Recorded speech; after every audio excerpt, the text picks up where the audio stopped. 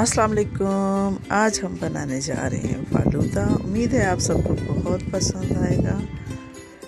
वैसे भी फालूदा बहुत ही टेस्टी और मज़ेदार होता है।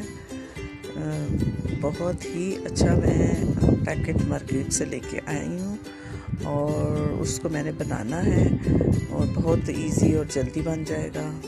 रेडीमेड मिलता है, आप किसी भी शॉप से ले सकते हैं।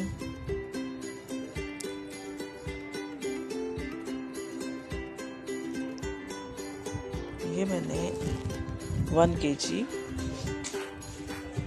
दूध डाला है और इसमें मैंने फलूदा ऐड कर दिया है।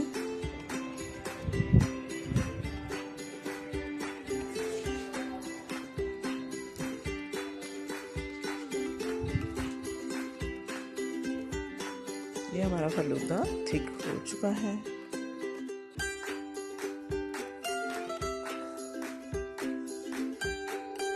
अब हम इसे फ्रिज में रखेंगे और ठंडा होने पर हम इसे सर्व कर देंगे।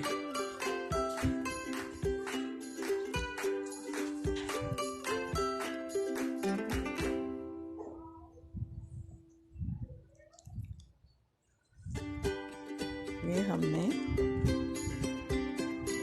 सर्व कर दिया। बहुत ही मज़ेदार और टेस्टी बना है।